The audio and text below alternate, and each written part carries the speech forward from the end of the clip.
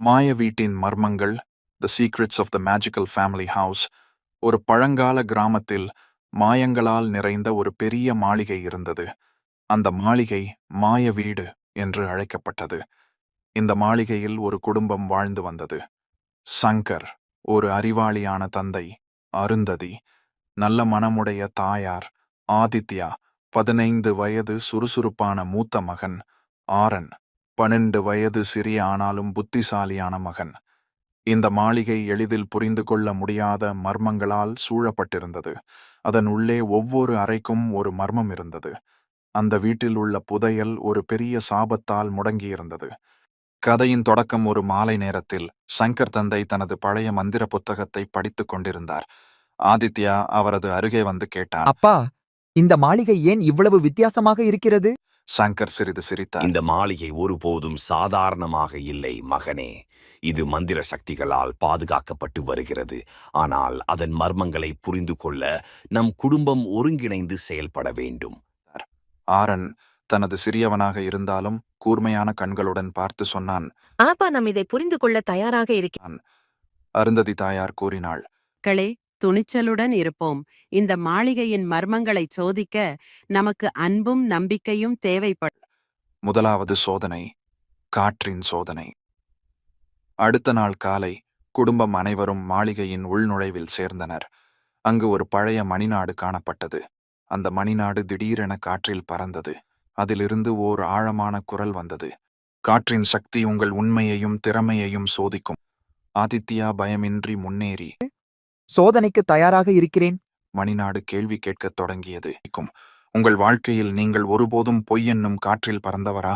ஆதித்யா சிந்தித்து உண்மையை கூறினான். சில சமயம் தவறாக பேசினேன், ஆனால் இனி உண்மையாக இருப்பேன். அந்த நேரத்தில் காற்று மெதுவாக நின்று மணிநாடு நிலத்தில் விழுந்தது. அதன் பிறகு அவர்கள் முதல் சோதனையை வெற்றிகரமாக முடித்தனர். இரண்டாவது சோதனை, நெருப்பின் பரீட்சை. அடுத்து குடும்பம் வீட்டின் குளியல் அறைக்குச் சென்றது. அங்கு ஒரு சிறிய நெருப்பு கரை கண்டனர். அதிலிருந்து ஒரு குரல். நெருப்பு உங்கள் துணிச்சலையும் பொறுமையையும் சோதிக்கும். ஆரன் திடீரென நெருப்பை அணைக்க கையால் முயற்சித்தான். ஆனால் அது சின்னதாய் விரிவடைந்தது. அருந்ததி தாயார் அவனுக்கு உதவ முனைந்தாள். சங்கர் தந்தை அனைவரையும் அமைதியுடன் சிந்திக்கச் செய்தார். அவர்கள் கூட்டமாக ஒரு தண்ணீர் தொட்டியிலிருந்து நீரை எடுத்துக்கொண்டு நெருப்பை அணைத்தனர். அந்த நெருப்பு மெதுவாக மாயமானது. அவர்கள் ஒற்றுமையுடன் இருந்ததால்தான் அவர்கள் சோதனையை கடந்து வந்தனர். மூன்றாவது சோதனை, நீரின் சோதனை. பின்னர் அவர்கள் மாளிகையின் பழைய கிணற்றிற்கு அழைக்கப்பட்டனர். அந்த கிணற்றில் தண்ணீர் திடீரென மறைந்துவிட்டது.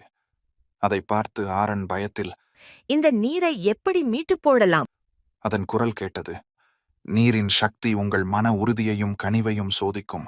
அருந்ததி தாயார் தன்னுடைய குடும்பத்தை கையால் பிடித்துக்கொண்டு, நம்பிக்கை விட வேண்டாம். இந்த சோதனைக்காக நாம் எதையும் செய்யலாம். அவர்கள் ஒன்றாக கையில் ஒரு நாணயத்தை எடுத்து நீரில் எறிந்தனர். அந்த நாணயம் திடீரென ஒளிர்ந்து தண்ணீர் கிணற்றில் மீண்டும் நிரம்பியது.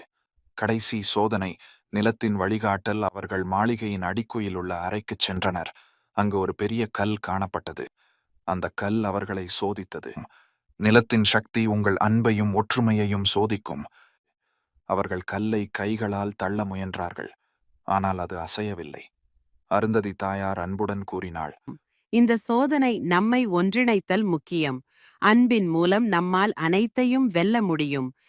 அந்த வார்த்தைகள் அவர்களை ஒற்றுமையுடன் செயலில் ஈடுபடுத்தின. அவர்கள் கல்லை தள்ளிய போது அதன் கீழே ஒரு பொக்கிஷம் வெளிப்பட்டது. மாய வீட்டின் மறுவாழ்வு. அந்த பொக்கிஷம் மாலைகள், முத்து மற்றும் சிந்தனைகளால் நிரம்பியிருந்தது. அது அவர்களின் குடும்பத்திற்கும் மாளிகைக்கும் மீண்டும் ஒளியை அளித்தது. மாய வீடு இனி மர்ம வீடு இல்லை, அது அன்பின் வீடு என்று அறியப்பட்டது. அந்த வீடு அவர்கள் வாழ்நாளெல்லாம் ஒளிர்ந்தது. முடிவு, ஒற்றுமையும் அன்பும் அற்புதங்களை நிகழ்த்தும். இது போன்ற அழகான கதைகளை தொடர்ந்து கூற என்னை உத்வேகப்படுத்த இந்த சேனலை சப்ஸ்கிரைப் பண்ணுங்க. மறக்காம கீழே இருக்கிற பெல் பட்டனை அழுத்திடுங்க. அப்படியே ஆல்னு பிரஸ் பண்ணிடுங்க.